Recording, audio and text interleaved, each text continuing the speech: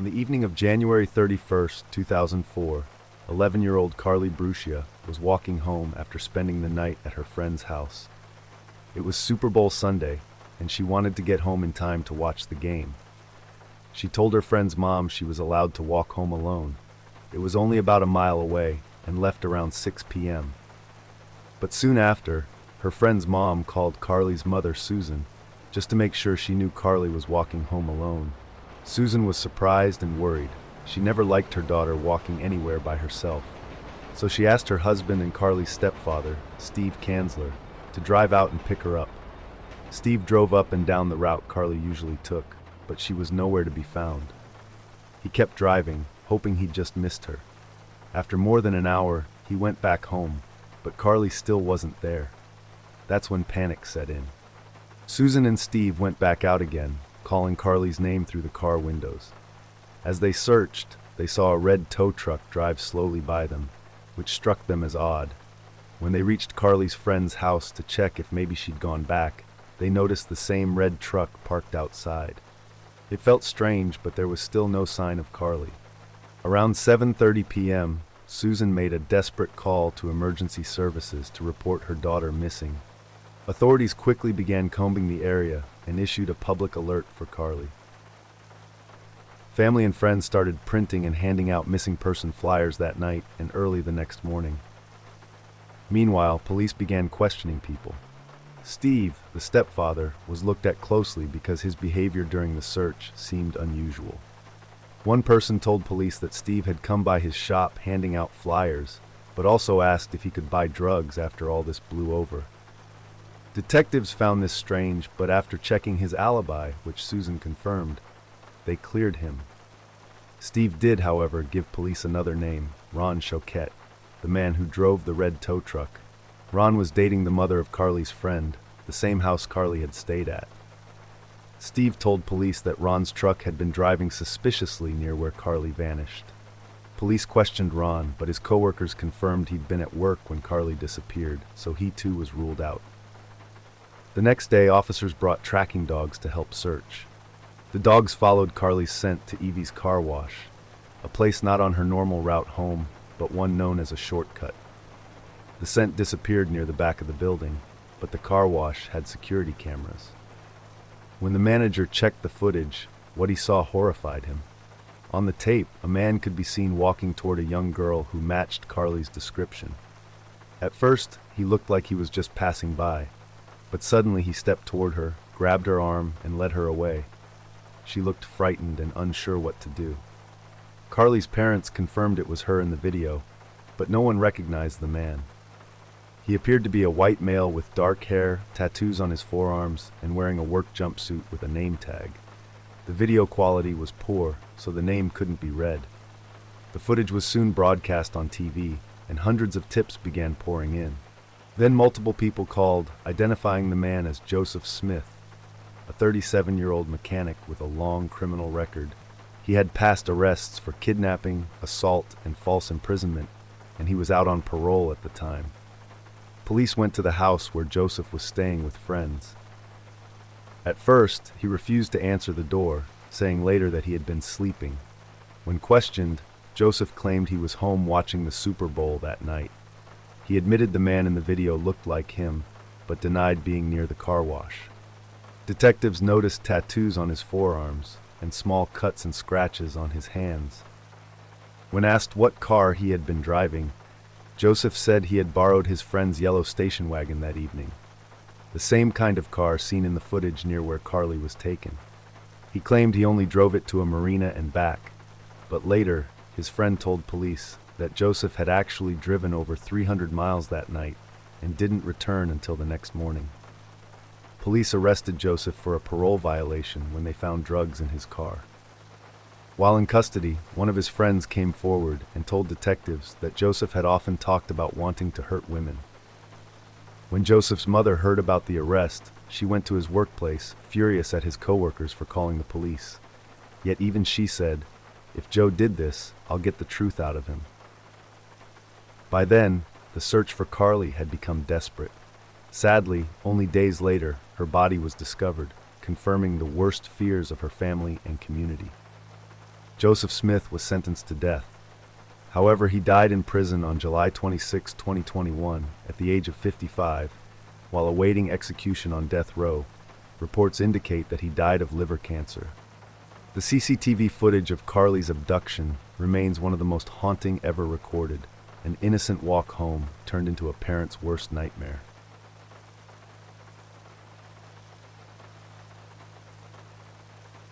Noor Mukadam was the daughter of a Pakistani diplomat. She was a kind and gentle young woman who had grown up between two different worlds, Pakistan and Ireland. Her father's job often took the family to different countries. Noor spent many of her early years in Dublin, Ireland. In Ireland, she went to school, made close friends, and lived a happy childhood. People who knew her described her as warm, friendly, and full of life. She loved fashion and art and had dreams of creating something beautiful in her life. But when her father's work required the family to move back to Pakistan, Noor had no choice but to leave behind her friends and the life she had grown used to. Moving back to Pakistan was not easy. The culture was very different from what she had known in Ireland. But Noor's family was loving and supportive, and they encouraged her to follow her interests. She started expressing herself through fashion and painting. She was bright, talented, and full of compassion. It was around 2018 when Noor met a man named Zahir Jaffer. He came from a very rich family and had lived abroad for many years in the United States and the United Kingdom. Nobody knows exactly how the two met, but their meeting soon turned into a relationship. On the outside, they looked like a normal couple, but deep down, things were not as they seemed. Zahir had a very dark side. He had been in trouble before, in both the US and the UK, for violent behavior and for harassing women. He had even been deported from the UK after being charged with assault. But Noor didn't know any of this. He had hidden his past from her and everyone around him. Over time, Noor began to see that Zahir was not the man she thought he was. He had a short temper and would often lose control. Sometimes he even became violent. But like many people in such relationships, Noor stayed, perhaps hoping things would change. Their relationship went on for more than 3 years. Friends noticed that Zahir's behavior was toxic and aggressive, but Noor, being gentle and forgiving, continued to see him. Unfortunately, this decision would lead to something truly tragic. On July 18, 2021, Noor left her family home in Islamabad around 9 p.m. She told her family she was going to see Zahir, but she never returned. 2 days passed, and her parents grew deeply worried. Her father and sister tried calling her again and again, but she didn't pick up. Then her mother received a short, frightened voice message from Noor. Soon after that, the family got a strange phone call from Zahir, who claimed he hadn't seen her. That same evening, on July 20th, police received a call about a man acting violently at a house in a wealthy neighborhood. The house belonged to Zahir Jaffer. When police arrived, Zahir tried to attack them with a knife. They overpowered him and entered the house. They discovered a horrifying scene. Noor was found dead. She had been stabbed many times and she had been brutally murdered. A large kitchen knife, covered in blood, was found near her. Through CCTV footage and witness accounts, police pieced together what had happened. Zahir had planned to take Noor abroad with him to New York. He wanted to propose to her, but when Noor refused, he lost control. In his anger, he forced her to stay in his house, locking her inside and not letting her leave. At one point, Noor tried to escape by jumping from a balcony, but Zahir caught her and dragged her back inside. The security guards nearby did nothing to help her. Later that night, he attacked her in his bedroom. Out of rage and a twisted sense of pride, he killed her. It became one of Pakistan's most talked about and heartbreaking cases. In February 2022, the Islamabad Sessions Court sentenced Zahir Jaffer to death for murder, 25 years for and 1 year for abduction. His parents and household staff were initially arrested for complicity, but were later acquitted due to insufficient evidence. The court did not accept Jaffer's defense of mental illness, citing clear premeditation in the crime. His appeals were dismissed, and the acquittals of his parents and staff were maintained. He is currently incarcerated in Adiala Jail, Rawalpindi. He has filed a mercy petition to the President of Pakistan, seeking clemency, and the outcome of this petition is pending.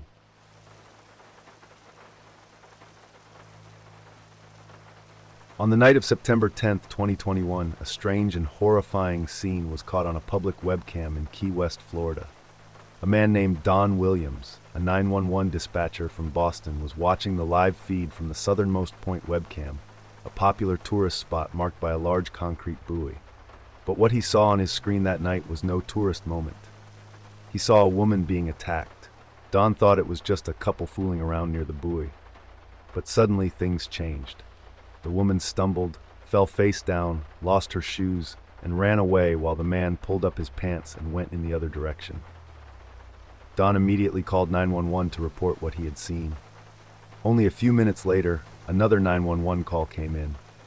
This time from a couple who lived just a block away from the same area. They told the operator that a woman had come running down their street, crying and clearly terrified.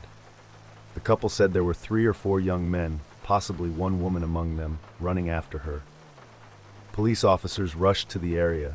Near the buoy, they found the woman's sandals and underwear. Witnesses nearby said they had seen a man and a woman behind the buoy. One of them said he heard a short scream before the man pulled the woman behind the monument. Then she ran away while he went back to his car, putting his pants on. A short time later, police received another call, this one from the southernmost beach resort. A staff member reported that a woman had walked into the lobby, confused and crying. She told staff she believed she had been assaulted. When police arrived, they found her shaking and breathing heavily. She was taken to the hospital, where doctors found bruises and cuts on her body. The woman could remember parts of her night but had large gaps in her memory. She recalled meeting a man at a bar and later walking with him outside.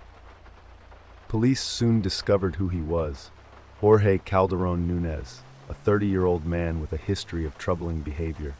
Surveillance footage from that night showed her leaving a bar called Jack Flats with Jorge. A witness said she appeared drunk and even threw up on the sidewalk. When she tried to go home alone, Jorge followed her. A disturbing video later found on her phone showed him dragging her into the dark space between 2 buildings and attacking her. During the video, another man's voice appeared. He called himself Calvin and told Jorge to stop. But this man, Kerry Gasag, was not trying to help her. After Jorge assaulted the woman, Calvin offered her a ride. She thought he was rescuing her, but instead, he became her second attacker that same night. Street cameras later showed Calvin helping her into his car and driving toward the same southernmost point seen on the webcam. A little later, the webcam captured him grabbing her, covering her mouth, and dragging her behind the buoy, where he attacked her before she managed to run away again. The same moment Don Williams had seen live from Boston. Police found Kerry Gasag later that night. He claimed that everything had been consensual and said the woman didn't fight like they do in movies. But the video footage and witness statements clearly showed otherwise. A week later, police also located Jorge Calderon Nunez, the first attacker, on a fishing boat. When shown the footage of his assault, he chillingly said, "Perfect." He was sentenced to 3 years in prison, along with additional jail time. Kerry Gasag pleaded no contest to battery, false imprisonment, and tampering with evidence. He was sentenced to 10 years in prison, plus 5 years of probation after his release. What started as an ordinary night in Key West turned into a nightmare for one woman, attacked not once, but twice, and witnessed live by people miles away through a simple webcam that captured everything. Marilyn Bergeron was a 24-year-old woman from Quebec, Canada, who vanished under very strange and worrying circumstances in 2008. Her story remains one of the most mysterious missing person cases in the country. Marilyn was born on December 21, 1983, in Chicoutimi, Quebec. Her parents were André and Michelle Bergeron. She loved music from a young age and even tried starting a band while in school.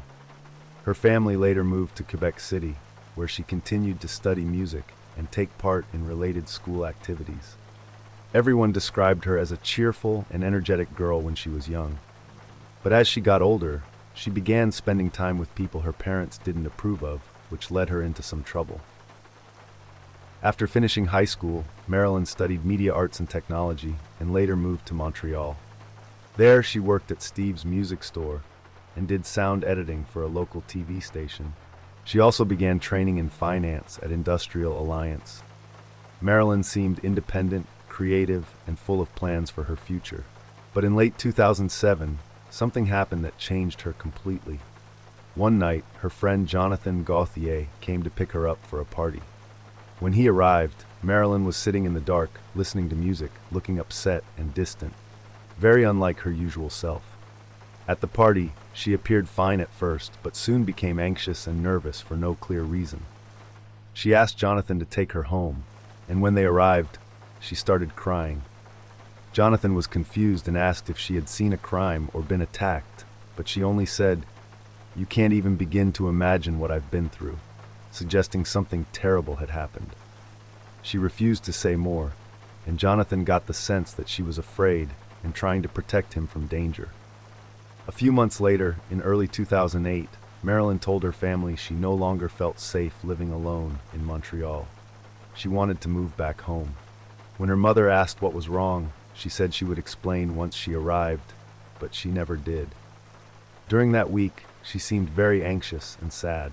When her sister asked her what was happening, Marilyn only said, "Is there light at the end of this tunnel?" and cried. She refused to tell anyone what was bothering her. On February 17, 2008, just one day after she had fully moved back home, Marilyn decided to go for a walk around 11 a.m. She took her credit card but left her ID at home. Her mother said Marilyn seemed worried but calm enough to go out. A short while later, CCTV footage captured her at an ATM trying to withdraw $60, but her card was declined. In the video, she kept looking over her shoulder as if she was being watched or followed. She looked scared and restless. A few hours later, at about 4 p.m., Marilyn was seen at a coffee shop where she bought a drink using her credit card. The staff remembered she seemed unhappy and eager to leave. That was the last confirmed sighting of her. She never came home. Her purse and cigarettes were found near the door, and her family quickly reported her missing. Police first thought she had taken her life, but her family strongly disagreed. They believed she was alive and in danger. They handed out flyers, hired private investigators, and even tried to move the case to Montreal police, but their requests were denied. Then in December 2009, almost 2 years later, a couple in Hawkesbury, Ontario, said a young woman knocked on their door at 2 a.m. in the rain. She was wet, shivering, and wearing light clothes. She asked to use their phone and wanted directions to Chamberlain Street. They said she was polite, spoke fluent English, and looked scared. Later, when they saw Marilyn's photo on the news, they were sure it was her, except her hair was blonde. Marilyn had often dyed her hair, so this seemed possible. In the following years, more people claimed to have seen a woman resembling Marilyn in the same Ontario town, but none of these sightings could ever be confirmed. Her family never gave up hope. In 2017, a $30,000 reward was offered for any information about her. Her mother and sister continued to search for answers, believing that Marilyn might still be alive, possibly hiding or living under a new identity for reasons no one knows. Whether she ran away, was being followed, or met someone dangerous, no one knows. Her family only hopes that someday they'll finally find out what really happened to her.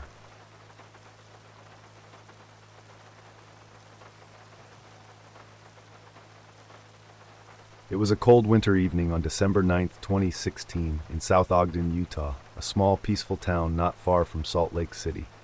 Snow covered the ground, and the streets were quiet. Most people were inside, keeping warm. But inside one house on Ogden Avenue, something terrible was about to happen. Inside that home lived Cyle Vankomen, a 24-year-old who shared the place with his brothers and a few close friends. They were friendly with everyone in the neighborhood, especially Kevin Nelson, a kind-hearted 61-year-old man who lived just across the street. Kevin had a big smile, a great sense of humor, and was known for helping anyone who needed it. That night, Kyle's brother Brock and his stepbrother went out for a short errand, planning to be back soon. 3 masked men were already outside, watching the house closely. They wore plastic masks and dark clothes, and they were carrying guns. They waited patiently, studying every move from the shadows. Moments after Brock drove away, the attackers made their move. They crept toward the house, burst through the door, and opened fire. Within minutes, the quiet neighborhood was filled with chaos. When Brock and his stepbrother returned just 10 minutes later, everything was silent. As they walked inside, they were met with a horrifying sight. Cyle had been shot multiple times and was dead. His neighbor and friend Kevin Nelson, who had just dropped by for a quick visit, was also killed. Another man inside the house was found in the backyard, barely alive after being shot in the neck. He was rushed to the hospital in critical condition. Police and emergency teams arrived soon after 8 p.m., sealing off the area. Officers searched every room, every corner, and every yard nearby. They found bullet casings and clear evidence that the shooters had planned this. Almost 9 years later, in October 2025, the murders remain unsolved. The case is now handled by the Weber Metro Cold Case Task Force, which still lists it as an active investigation. Detectives continue to search for leads and say the suspects are still unidentified. Investigators believe someone out there knows the killers and that they may have been connected to people in the area. No arrests have ever been made, and police have not released any new major developments. In the months after the murders, life slowly moved on, but the loss left a deep mark on everyone who knew them.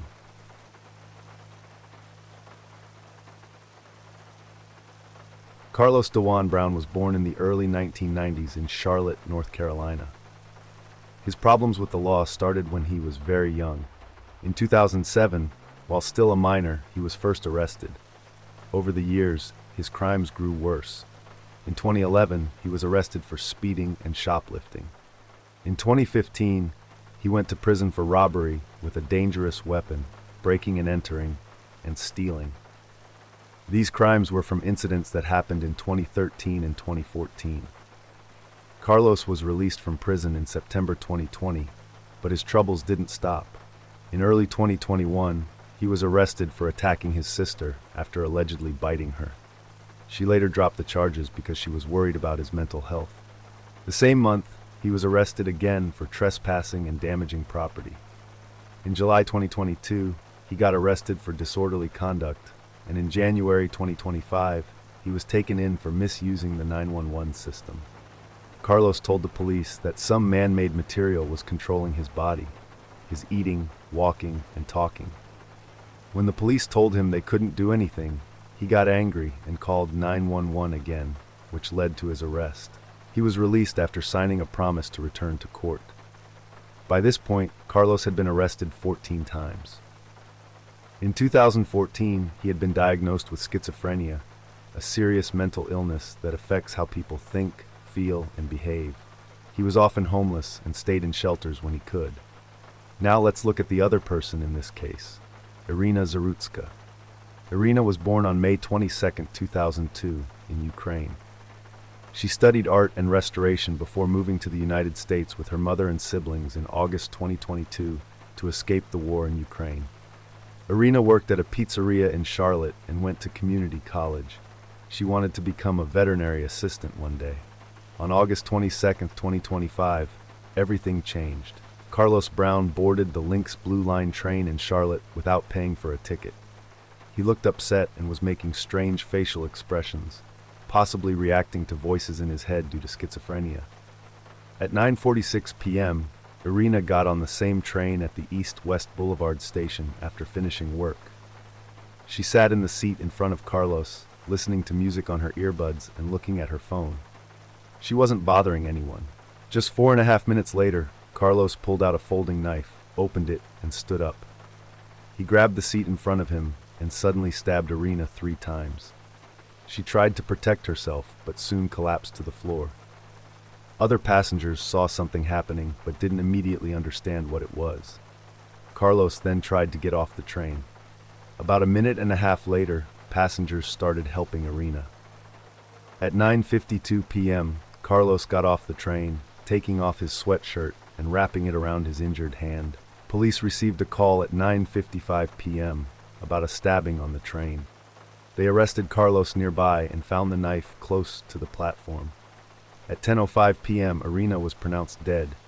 One of the stab wounds had hit her neck. He is now in jail with no bail as he goes through the court process. Carlos's mental illness played a big role in this tragedy. His sister said he struggled to talk normally, couldn't hold a job, and often became aggressive. After the killing, Carlos told her he attacked Iryna because he thought she was reading his mind. He also believed the government had planted a chip inside him. A few days before the murder, Carlos visited his mother and asked to stay the night. The next morning, she dropped him off at a homeless shelter. She later told reporters that he shouldn't have been allowed to live freely because he was dangerous and needed treatment. Some believe that Carlos's lawyers might use an insanity defense, saying he didn't understand what he was doing. However, that will be very difficult to prove because Carlos took several actions that showed awareness.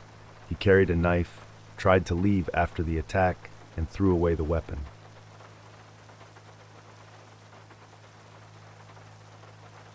Gareth Williams. On August 23, 2010, police officer John Gallagher was called to check on a missing man in Pimlico, London, a quiet, expensive area known for its old buildings.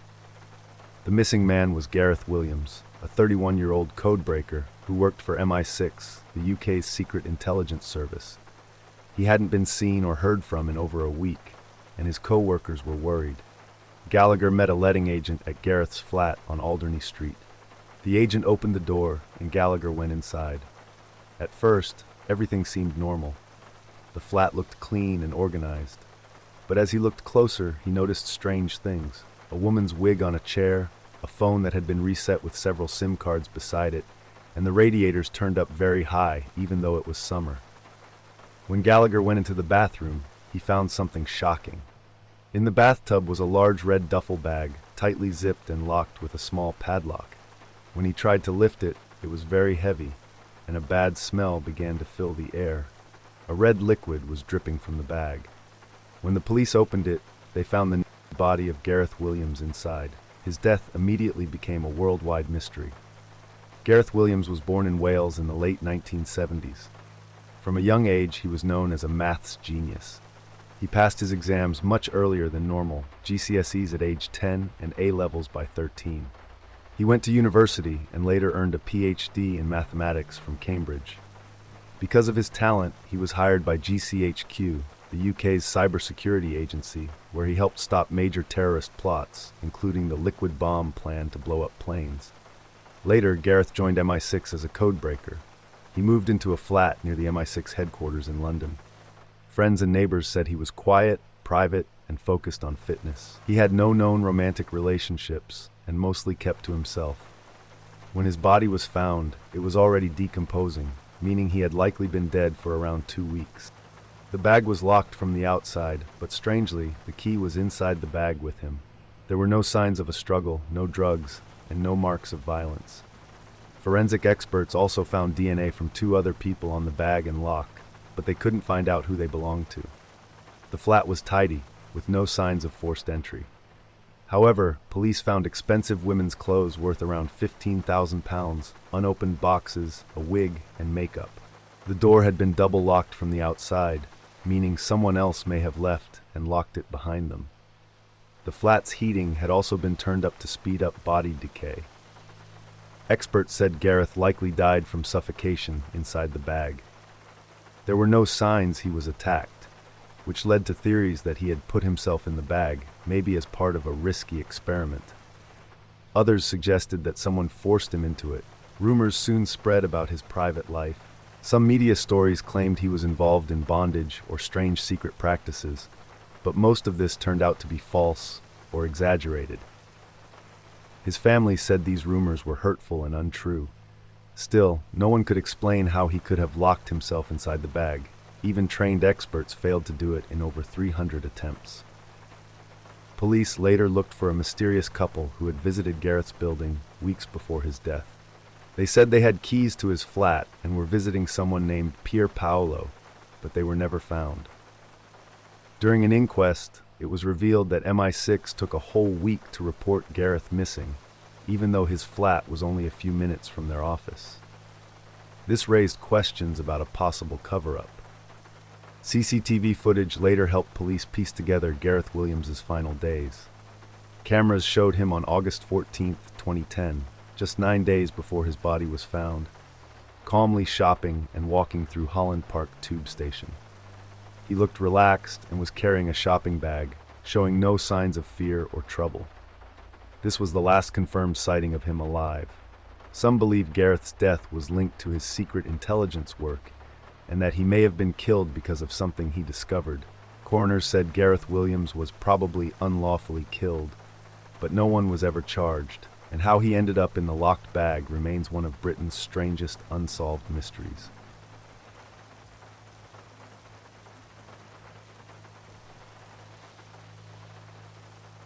In December 2009, a 30-year-old man named Stephen Koecher disappeared in a way that left everyone confused. His case has remained one of the strangest mysteries to ever come out of Nevada. Stephen was a kind and religious man from Utah. He grew up in Texas and was raised in a loving Mormon family. He was known for being honest, friendly, and active in his church. He had even spent time as a missionary in Brazil, helping people and organizing charity events. Stephen had no criminal record, no problems with alcohol or drugs, and was deeply close to his family. However, after the 2008 financial crisis, he lost his job and had been struggling to find new work.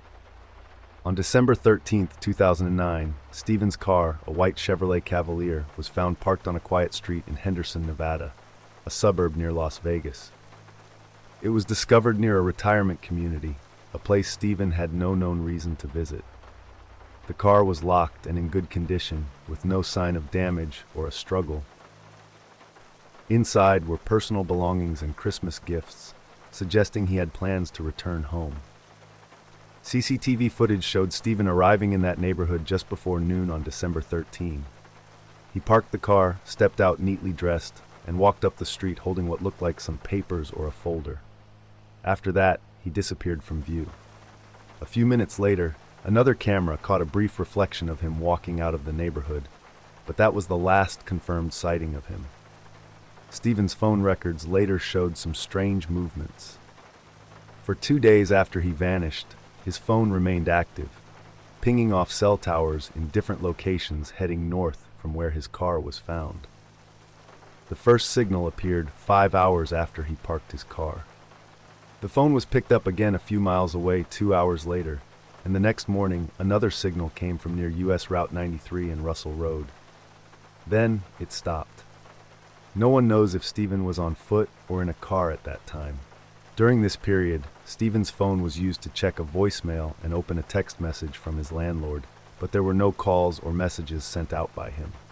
After 2 days, the phone battery finally died, and it never connected again. Police searched everywhere, around the area where his car was found and near the final phone signal, but there was no sign of Stephen. There was no CCTV footage, no evidence of foul play, and no clear clue about what happened. His bank account showed no suspicious activity, and there were no signs that he planned to run away or harm himself.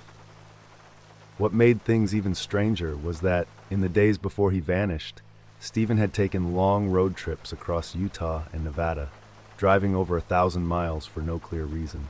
He visited several random places, but none of them had any obvious connection to his life. His family said they had no idea why he would be traveling like that, especially since he was low on money. On one of those days, Stephen had lunch with the family of an old girlfriend, though she wasn't home at the time. When they asked where he was going next, he told them he was heading to Sacramento to visit family. But later that day, in a call to his mother, he said he was looking into a job opportunity. These conflicting answers only made things more confusing. Despite this, everyone he spoke to said he seemed calm, happy, and normal, not like someone who was in trouble. Investigators searched his computer, phone, and diary but found nothing unusual. His mother believed Stephen might have gone to Las Vegas to find work, explaining why he was dressed neatly when last seen. However, police found no record of job interviews or applications in the area. Some theories later connected Stephen's case to another high-profile disappearance that happened just a week earlier, that of Susan Powell, a woman from Utah. Online rumors claimed Stephen and Susan had been romantically involved and ran away together, but police found no proof that the two had ever even met. It's possible that he was the victim of an accident or a crime, but no evidence has ever surfaced. Others believe he may have chosen to disappear on purpose. What makes Stephen's case so haunting is how much data there was: phone signals, CCTV, and travel records, yet none of it helped solve the mystery. It's as if he simply vanished into thin air after walking out of that neighborhood in Henderson. Years later, his family still hopes for answers. Whether Stephen is alive somewhere or not, they just want closure. As Las Vegas continues to grow and new construction expands into the desert, maybe someday something, a personal item, a piece of evidence, or even his remains, will finally be found to explain how such a kind and promising man could disappear without a trace.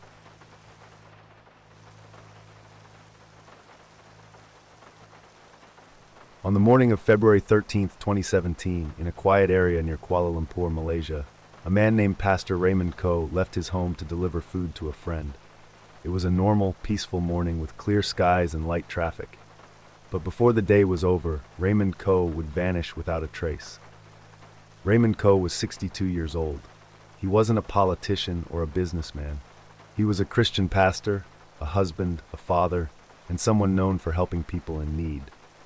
He spent most of his life serving poor families, single mothers, people with HIV, and those struggling with addiction. He also founded a small charity that focused on kindness and community work. However, in Malaysia, Islam is the state religion, and trying to convert Muslims to another faith is illegal. Even though Raymond's goal was simply to help people, some believed he was secretly trying to convert Muslims. Police from the Islamic Religious Department raided one of his charity dinners, accusing him of preaching Christianity to Muslims. Raymond denied it, but soon after, he started receiving threats. He was sent envelopes filled with white powder and even received 2 bullets in the mail. He didn't stop, and 6 years later, something terrible happened. CCTV footage from February 13th shows exactly what happened that morning. Raymond was driving his silver Honda Accord when several cars suddenly surrounded him. Masked men jumped out and blocked the road. Some controlled traffic while another car filmed the whole scene. Within 40 seconds, they forced Raymond and his car away. After that, neither he nor his vehicle was ever seen again. Shockingly, the police did not react quickly. They didn't call for public help or launch an urgent search. Instead, they began questioning Raymond's wife, Susanna, about his religious work, even asking her in the middle of the night if her husband had been converting Muslims. Susanna started to believe that instead of looking for her husband, the police were trying to make him disappear completely. Then, more people vanished in similar ways. Just a few months after Raymond's disappearance, a Muslim activist named Amri Che Mat also went missing. In March 2017, a Christian couple, Joshua and Ruth Hilmy, disappeared as well. All of them had one thing in common: they were involved in interfaith work, bringing together people from different religions. In 2019, the Malaysian Human Rights Commission held an official inquiry into Raymond's case. They concluded that Raymond Koh was the victim of a forced disappearance, and that the people behind it were not criminals or extremists, but members of the Royal Malaysian Police themselves. The abduction had been planned and carried out by a special branch of the police with military precision. Despite this serious finding, no one was ever charged. The government stayed silent. One of the officers suspected of being involved, Safwan Bahari, later disappeared as well. Susanna refused to give up. She became a strong voice for justice, speaking at international events and sharing her husband's story around the world. In 2020, she was recognized by the U.S. State Department as one of the International Women of Courage. In 2024, she filed another case against the Malaysian government, demanding the full truth about what happened. His car was never found and his body has never been discovered. There is no grave, no goodbye, only questions, pain, and silence. Kongsberg attack. In October 2021, a deadly bow and arrow attack shocked the quiet town of Kongsberg in Norway. The attacker was a 37-year-old Danish man who had been living in the area. Using a bow and arrows, he killed 5 people and injured 2 others, including an off-duty police officer. The attack began inside a small supermarket on the west side of town. Witnesses said people ran for their lives as the man moved through the area. Police were alerted around 6:13 p.m., and they managed to arrest him about half an hour later, at 6:47 p.m. after a short confrontation. Authorities later revealed that the attacks took place across several locations in the town, not just inside the store. Roads were blocked off, and residents were told to stay inside as police searched for the suspect. Norway's acting prime minister at the time called the attack horrifying. It happened just one day before a new government was set to take power after national elections, where the Labour Party defeated the ruling Conservative Party. In 2022, the attacker admitted to the killings in court. However, doctors found that he was suffering from serious mental illness. Because of this, he was sentenced to compulsory psychiatric care instead of prison. Officials said the attack was not linked to terrorism, but was the result of his mental health problems. As of 2025, he remains under strict psychiatric supervision in a secure mental health facility. The tragedy left the people of Kongsberg deeply shaken and reminded many of Norway's worst mass killing in modern history, the 2011 attacks by far-right extremist Anders Breivik, who killed 77 people, most of them teenagers from the Labour Party's youth camp on Toya Island.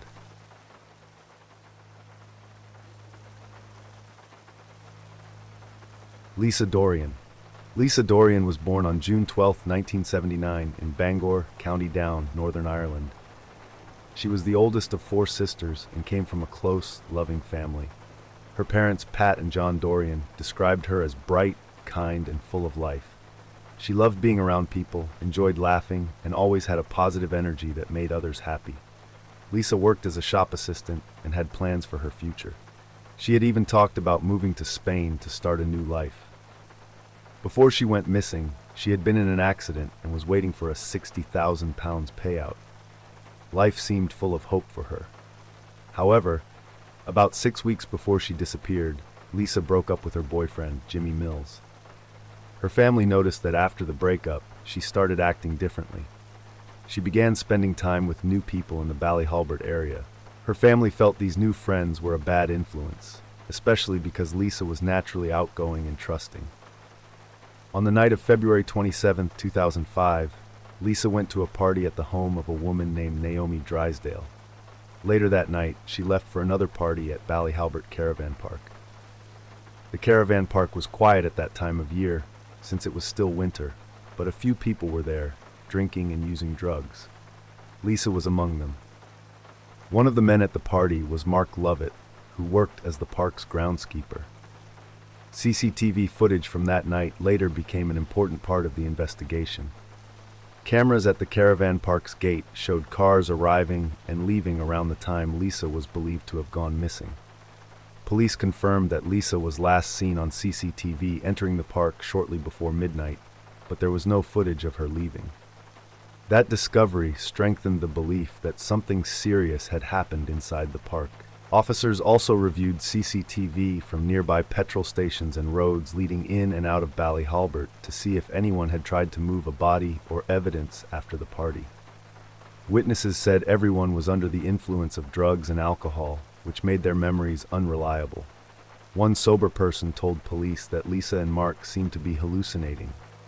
Around 1:15 a.m., this witness called Mark to check if they were okay. Mark spoke strangely and hung up suddenly. Later, Mark told police that around 5:45 a.m., he and Lisa ran out of the caravan after seeing flashing lights and hearing strange noises. He claimed they became separated in the dark and never found each other again. He said he tried to call her phone, but she didn't answer. Police later learned that Mark had also called Lisa's ex-boyfriend around 5 a.m., asking if he knew where she was. They searched the caravan and found Lisa's handbag and some of her belongings inside, but there were no signs of blood or a struggle. CCTV footage from nearby businesses helped confirm the movements of some of the party guests, but there was still a gap in the timeline that no one could explain, the hours between 2 a.m. and 6 a.m. when Lisa vanished. Still, when days passed and Lisa didn't contact her family, everyone knew something was wrong. She always kept in touch and had never disappeared before. The search for Lisa grew quickly. Police officers, divers, and volunteers looked across the Ards Peninsula, on land, in the air, and underwater. Her family went to the media, begging for any information. They pleaded with Lisa directly, saying that if she was out there, she could come home, no questions asked. But no one came forward, and no trace of Lisa was found. The Loyalist Volunteer Force, a small Northern Irish paramilitary group, had written messages suggesting they were involved in Lisa's death. Some people even claimed that rival groups like the Ulster Volunteer Force and the Red Hand Commando had started their own investigations. These groups often fought each other and were known for violence. Lisa's family said they were willing to talk to anyone who could help, even members of these groups, as long as there was no violence. But the police warned that this kind of interference made things worse. In April 2005, Lisa's family offered a £10,000 reward for any information that could help find her. Police believed her body might have been hidden in or near water. Unfortunately, nothing useful came from that search. In 2012, police used new forensic tools to search farmland near Kongsberg, County Down, looking for a car they thought could be linked to her disappearance. Again, nothing was found. Then in 2015, a man named Jimmy Seals, who was already in prison for murder, claimed he knew what happened. He told a newspaper that Lisa had been killed and buried inside a sealed container at an illegal landfill site near Ballygowan. Police checked into his claim, but it didn't lead anywhere. Over the following years, searches continued. In 2019, investigators once again combed parts of the Ards Peninsula, hoping to finally find her remains. As recently as 2024, police reviewed all the original CCTV footage using new digital tools. They said that while the footage helped confirm who entered and left the park, it still did not reveal what truly happened to Lisa. In December 2015, just after Christmas, Lisa's mother, Pat Dorrian, died of a heart attack. Her family said she had never been the same since Lisa went missing. Today, 20 years later, Lisa's sisters and father still fight for answers. They keep her memory alive and continue to ask anyone who knows something, no matter how small, to come forward. Her family still hopes that one day the truth will finally be known and Lisa can be brought home.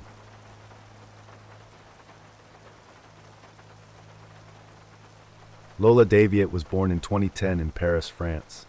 She lived with her parents, Delphine and Joan Daviet, and her brother on Manon Street in the 19th district of Paris. Her parents worked as building caretakers, and their neighborhood was considered safe. The family lived a quiet and happy life. On Friday, October 14, 2022, 12-year-old Lola went to her nearby school, which was only a few minutes from home. She attended classes as usual and left for home in the afternoon. Normally, she would be home right after school, but that day, she didn't arrive. Her parents started to worry when the minutes turned into hours. Lola never stayed out without telling them, so they knew something was wrong. After waiting for about an hour, they called the police and began checking the building's security cameras. What they saw shocked them. The footage showed Lola returning home after school. A young woman, around 20 years old, was walking beside her. The woman seemed to be talking to Lola and gesturing for her to come closer. Lola looked uncomfortable, as if she didn't want to be there. Her parents immediately feared that something bad had happened. Delphine, Lola's mother, quickly posted an alert on Facebook with a photo and description of the woman. She asked people to help find her daughter. The post spread fast, and many people in Paris began searching for Lola. Later that night, around 11:20 p.m., a woman walking near the building noticed a large brown suitcase left in a courtyard. Curious, she opened it and found something horrifying inside. It was the body of young Lola. She had been tied up, hurt badly, and her body had strange markings. The police arrived quickly and confirmed the terrible news. An investigation began right away. Reviewing the building's cameras again, police saw the same woman who had been with Lola earlier, this time carrying the same suitcase where the girl's body was later found. The suspect was identified as Dabia B., a 24-year-old woman from Algeria who had come to France in 2016 as a student. She no longer had a legal residence permit and had recently been ordered to leave the country. She had no job or home and often stayed with friends or her sister who lived in the same building as Lola's family. Police soon arrested Daviet. Her sister told investigators that Daviet had been acting strangely for months and seemed to have mental problems. During questioning, Daviet confessed to the crime, describing what she had done in disturbing detail. She said she had convinced Lola to come with her to her sister's apartment. There, she attacked the girl and later hid her body in the suitcase. Her motive, she claimed, was revenge. She had argued with Lola's mother a week earlier because she wanted free access to the building, which was not allowed. However, later on, Daviet changed her story. She said her confession was only a dream and that she didn't hurt Lola. At times, she claimed a man or even a ghost was responsible. Police said she showed no emotion during questioning and didn't seem to feel any regret. Several other people were arrested during the investigation, including Daviet's sister, but most were later released. Only one man, who was believed to have helped move the suitcase, remained in custody. Lola's funeral took place on October 24, 2022, in northern France. Thousands of people attended to pay their respects. Her parents stayed quiet and asked for privacy. The whole country mourned the loss of the young girl.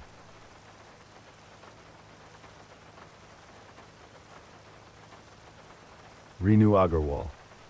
On the evening of September 10th, around 5 p.m., two young men were seen on the lift CCTV of Swan Lake Apartments in Hyderabad. They looked calm and normal, chatting casually as one of them carried a large travel bag. No one could have guessed that inside that bag was evidence of a horrible crime they had just committed. The apartment belonged to Renu Agarwal and her husband Rakesh Agarwal. Rakesh ran a steel business, and she took care of their home and family. They had two children, a 26-year-old son, Shubham, who worked with his father, and a 22-year-old daughter, Tamana, who studied in another state. Life was peaceful and happy for the Agarwal family. That evening, Rakesh and Shubham returned home from their shop at about 7 p.m. They rang the doorbell several times, but no one opened the door. Rakesh tried calling Renu, but she didn't answer, something that had never happened before. Worried, he asked a plumber from the building maintenance team to check the balcony door. Luckily, it was unlocked. The plumber climbed in and found Renu lying on the floor. Thinking she had fainted, he ran to open the main door from inside. As soon as Rakesh and Shubham entered and turned on the lights, they froze in shock. Renu was lying in a pool of blood on the floor. The scene was horrifying. They screamed in disbelief, and soon neighbors rushed in. The sight was so terrible that everyone was terrified. Rakesh quickly called the police. Since the murder happened inside a high-security luxury society, the police arrived within 10 minutes with officers, a dog squad, and forensic experts. What they saw was gruesome. Renu's hands and feet were tied with rope. The furniture was overturned, the cupboards were open, and blood was everywhere, even on the sofa. A pressure cooker covered in blood lay nearby. It was clear that whoever killed her had done it with great anger. Renu's body was sent for post-mortem. The report showed over 40 injuries from a knife and scissors, along with several blunt force wounds. Her head had been smashed with the cooker, and her throat cut. She had died between 3 and 5 p.m., meaning that when Rakesh called her at 5, she was already gone. Police began checking CCTV footage and questioning the guards and neighbors. In the footage, two men were seen leaving Renu's flat at 5:05 p.m., one carrying a travel bag. They took the lift down and exited through the basement on a scooter. When police showed the video to Rakesh, he immediately recognized one of them, Harsh, the new cook they had hired only 10 days earlier. The other man was Roshan, the servant of a family living on the 14th floor, who had worked there for almost a year and was trusted by everyone. Both men were from Ranchi, Jharkhand, and had been sent by a domestic help agency based in Kolkata. Rakesh also reported that jewelry, cash, and other valuables were missing from the house. Police realized that the travel bag likely contained the stolen items. They checked all CCTV cameras on nearby roads and highways and circulated the scooter's number. They also contacted the agency owner, who confirmed both men's identities and hometown. Police formed 5 teams. 3 watched bus and railway stations while 2 went to Ranchi. Soon they found the scooter abandoned in Madhapur. The police released the suspect's photos and lift footage on social media. The next day, a taxi company owner called the police. He said one of his drivers had dropped the two men from Secunderabad to Ranchi on the night of September 10th. Using the driver's phone records and digital payment trail, police traced their location. On September 12, 2025, they arrested both Harsh and Roshan from Roshan's cousin Raju Verma's house in Ranchi. Raju was also taken into custody for sheltering them. During questioning, the truth came out. Renu Agarwal had recently undergone surgery and was looking for a cook. She asked her neighbor Renu Agarwal for help. Ria's housekeeper was Roshan, who worked well and was trusted. Ria recommended Harsh, another worker from the same agency. Harsh joined Renu's house on August 31st as a cook. He was amazed by the luxury of the apartment. One day he saw a locker and expensive watches in the bedroom. Greed entered his mind. On September 8th, he met Roshan and told him about the valuables. Together, they planned to rob the house on September 10th. That day, after the maid left, Harsh called Roshan to come over. At 4 p.m., while Renu was busy with chores, the two suddenly attacked her with the pressure cooker. She fell unconscious. They tied her hands and feet and began stealing valuables. When they found the digital locker, they tried to force her to reveal the password. What followed was pure cruelty.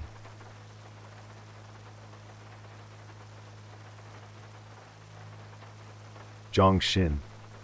In 2002, a young South Korean student named Jong-ok Shin was stabbed to death while walking home in Bournemouth, England.